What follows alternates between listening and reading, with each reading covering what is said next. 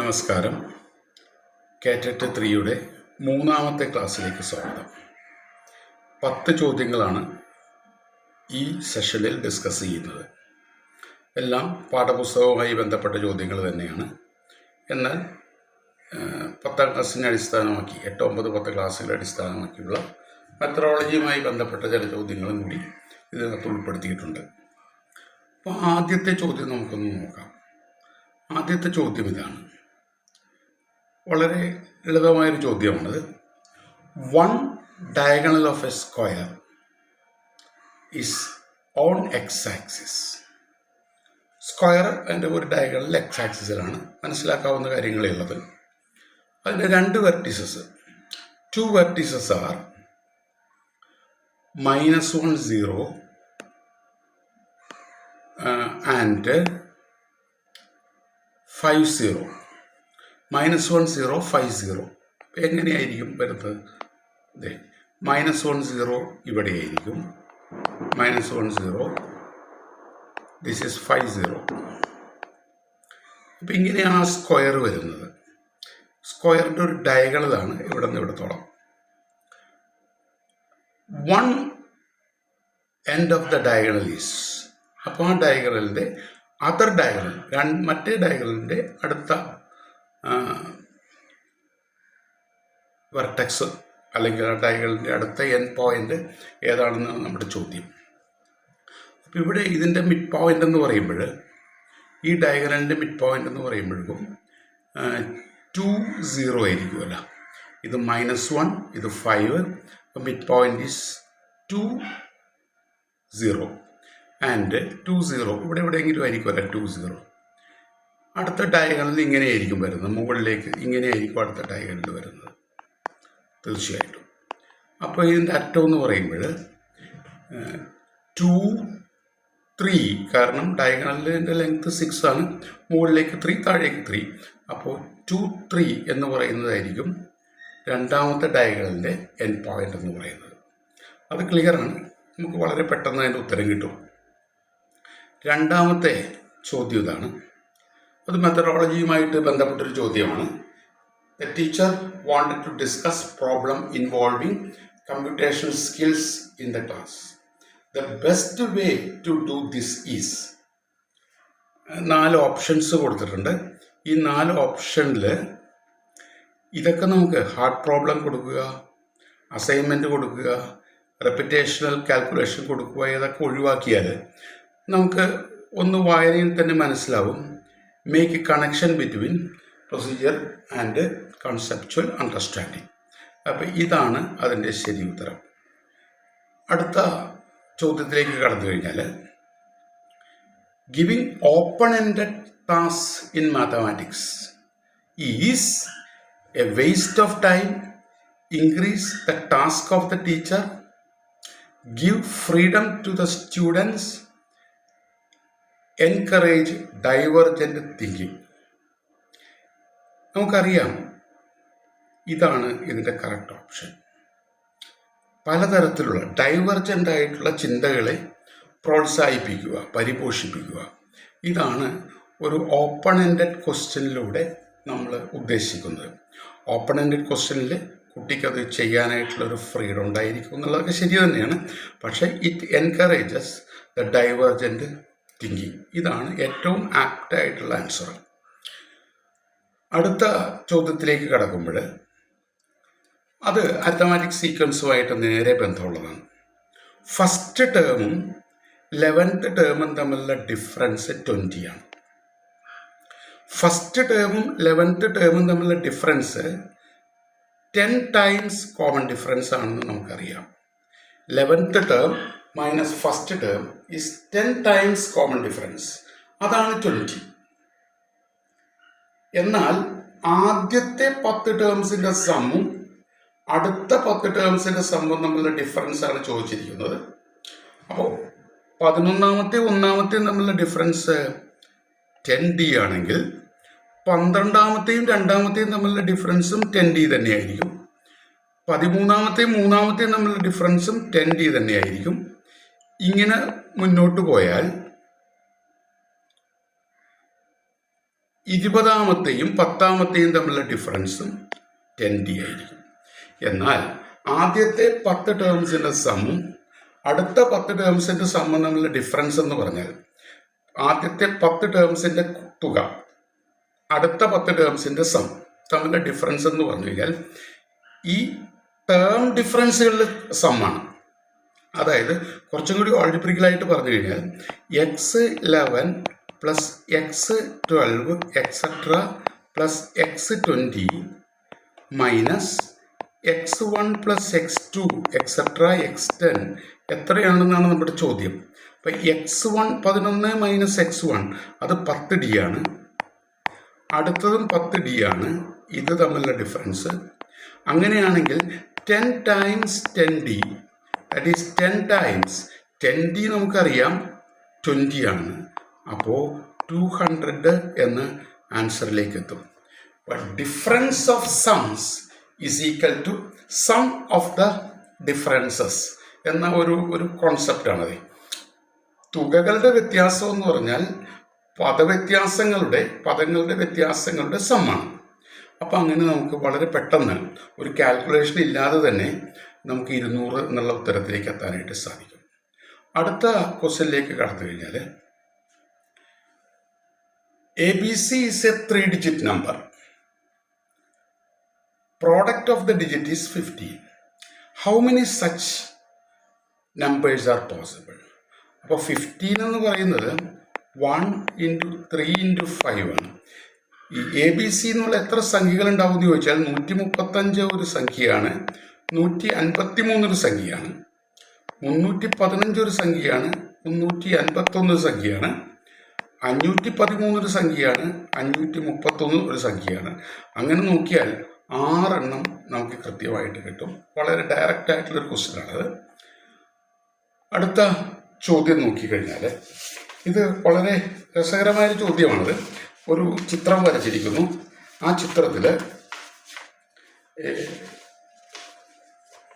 ഒരു rectangle, രണ്ടറ്റത്തും 2 semi സർക്കിളുകളുണ്ട്. ഈ semi സർക്കിളുകളുടെ നമുക്ക് ഡയമീറ്റർ നമുക്ക് കൃത്യമായിട്ട് അറിയാം. ഡയമീറ്റർ 10 ആണ്. എന്നിട്ട് നമ്മുടെ question, the smaller sides are 10 centimetre. Smaller സൈഡാണ് ഈ മാർക്ക് ചെയ്തിരിക്കുന്നത്. Area of the shaded part is 100. Shaded പാർട്ടിൻ്റെ ഏരിയ 100 ആണ്. Okay, area 100. അപ്പം അങ്ങനെയാണെങ്കിൽ ഏരിയ ഓഫ് ഷെയ്ഡഡ് പാർട്ട് അതാണ് ഇവിടെ 100 വന്നിരിക്കുന്നത്. നമ്മളുടെ ക്വസ്റ്റ്യൻ എന്താണ്? Shortest distance between the semi circles. ആ ക്വസ്റ്റ്യൻ ഇവിടെ വിട്ടുപോയിട്ടുണ്ട്. ഈ സെമി സർക്കിളുകൾ തമ്മിലുള്ള ഈ ഡിസ്റ്റൻസ് ആണ് നമ്മളോട് ചോദിച്ചിരിക്കുന്നത്. Shortest distance between the semi circles. ആ ഡിസ്റ്റൻസ് എത്രയാണ്? ഇതാണ് നമ്മളുടെ ചോദ്യം. അപ്പം ഇവിടെ ഇതിൻ്റെ ലെങ്ത് L എന്നെടുത്താൽ നമുക്ക് എഴുതാം 10L minus 25π is equal to 25π എന്ന് പറയുമ്പോൾ 2 കേട്ടോ. 10L എന്ന് പറയുന്നത് ആ റെക്റ്റാങ്കിളിൻ്റെ ഏരിയ, 10 × L.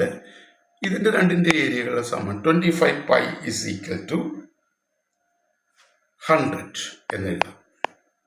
അങ്ങനെയാണെങ്കിൽ L minus is equal to 10 plus 5/2π എന്നെഴുതാം. അങ്ങനെയാണെങ്കിൽ എന്താണ്? L മൈനസ് 10 ഇതാണല്ലോ നമുക്ക് വേണ്ടത്. 5/2π എന്ന ഓപ്ഷനിലേക്ക് എത്താനായിട്ട് സാധിക്കും. ഒന്ന് ആലോചിച്ച് കഴിഞ്ഞാൽ ആ സർക്കിളിൻ്റെയും റെക്റ്റാങ്കിളിൻ്റെയൊക്കെ ഏരിയ ആയിട്ട് ബന്ധപ്പെടുത്തിക്കൊണ്ട് ആലോചിച്ച് കഴിഞ്ഞാൽ വലിയ കാൽക്കുലേഷനൊന്നും ഇല്ലാതെ തന്നെ നമുക്ക് 5π/2 എന്ന ആൻസറിലേക്ക് എത്താനായിട്ട് സാധിക്കും. 7ാമത്തെ ക്വസ്റ്റ്യൻ എന്ന് പറഞ്ഞു കഴിഞ്ഞാൽ area of the largest square that can be inscribed in a semicircle of radius 25π. Radius 25 pi ഉള്ള semicircle, area of the largest square that can be inscribed in a semicircle of radius 25 pi. ഒരു semicircle കണ്ടോ, അതിൻ്റെ radius 25 ആണ്. ഇതിൽ ഒരു largest square നമ്മൾ വരയ്ക്കുന്നതായിട്ട് കാണുന്നു.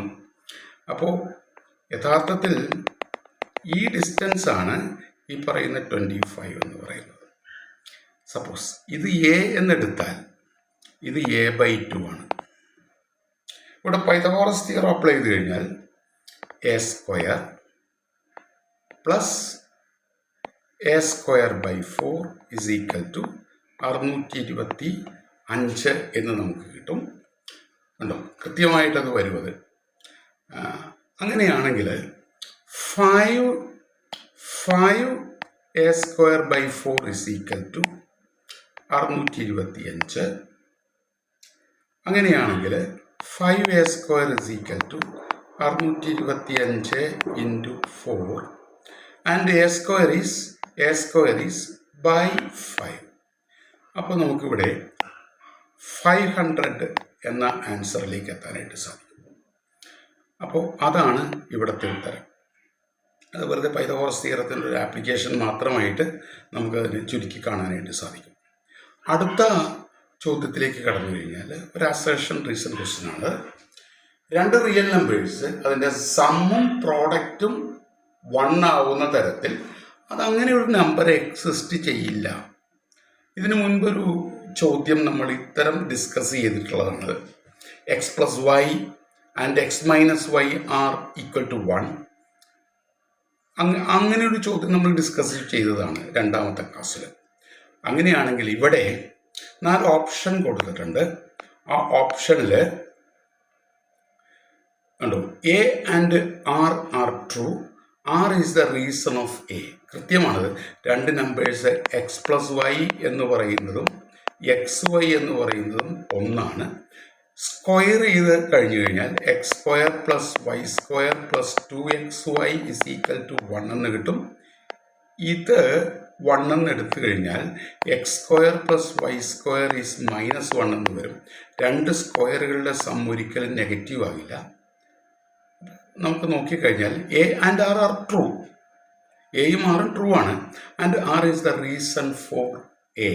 കണ്ടോ, sum of squares of 2 real numbers cannot be negative എന്ന കാര്യമായിരിക്കും ഇതിനുള്ള കാരണമായിട്ട് വരുന്നത്.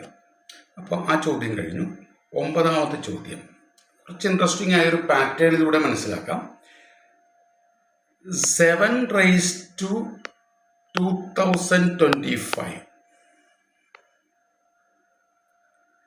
ഇതിൻ്റെ ഡിജിറ്റുകളുടെ പ്രോഡക്റ്റ് എന്താണെന്നുള്ളതാണ് ചോദ്യം. ഇതൊരു വലിയ നമ്പറാണെന്ന് നമുക്കറിയാം.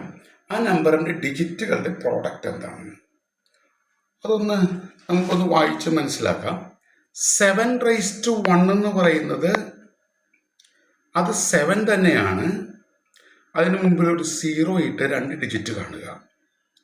7² എന്ന് പറയുമ്പോൾ 49 ആണ് അവസാനത്തെ 2 ഡിജിറ്റുകൾ. 7³ എന്ന് പറയുമ്പോൾ അവസാനത്തെ 2 ഡിജിറ്റുകൾ മാത്രം എടുത്താൽ 43, ഇതിന് മുൻപ് ഉണ്ടാവും. ആൻഡ് 7⁻4 എന്ന് പറയുമ്പോൾ അവസാനത്തെ 2 ഡിജിറ്റ് മാത്രം എടുത്തു കഴിഞ്ഞാൽ 01 എന്ന് വരും. ഇത് റെപ്പിറ്റേഷനാണ്. 7⁻5 ആവുമ്പോഴേക്കും ഈ അവസാനത്തെ 2 ഡിജിറ്റ് ഇങ്ങനെ വരും. അങ്ങനെയാണെങ്കിൽ 10⁻2025 എന്നത് 4 പ്രാവശ്യം സൈക്ലിക് ഓർഡർ കംപ്ലീറ്റ് ചെയ്തിട്ടുണ്ടാവും. 5ാമത്തെയാണ്. അപ്പോൾ അതിൻ്റെ ലാസ്റ്റ് 2 ഡിജിറ്റ് 07 ആയിരിക്കുമെന്ന് വ്യക്തമാണല്ലോ.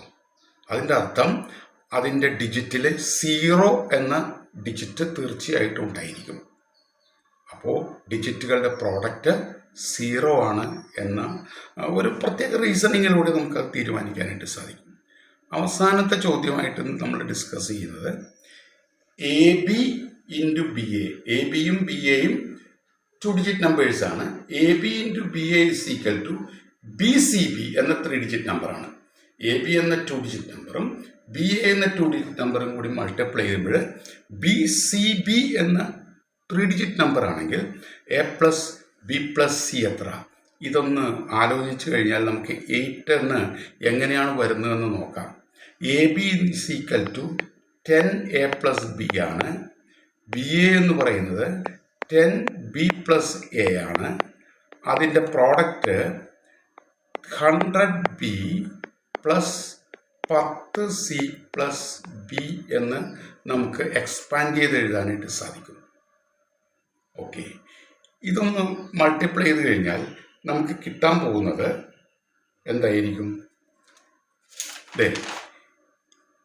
10a 10b 100ab പ്ലസ്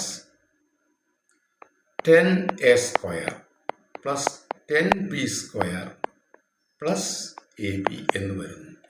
അപ്പം ഇവിടെ 10ൻ്റെ ഭാഗം മാത്രം എടുത്തു കഴിഞ്ഞാൽ ഇതും ഇതുമായിട്ട് കമ്പയർ ചെയ്താൽ A square plus B square is equal to C എന്ന് വരും.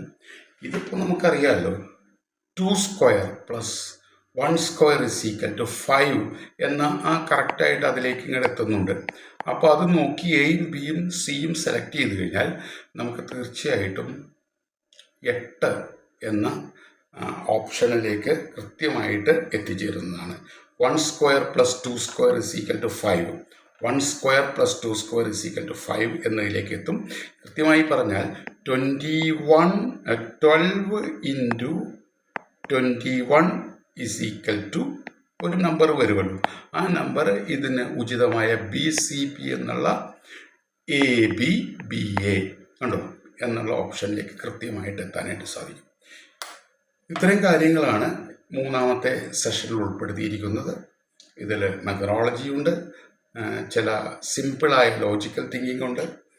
ഇങ്ങനെയൊക്കെയാണ് സാധാരണഗതിയിൽ ഒബ്ജക്റ്റീവ് ക്വസ്റ്റ്യൻസ് ആയിട്ട് വരുന്നത്. ഇത്രയേ ഉള്ളൂ ഇന്നത്തെ ക്ലാസ്സിൽ. ഓക്കെ, നന്ദി, നമസ്കാരം.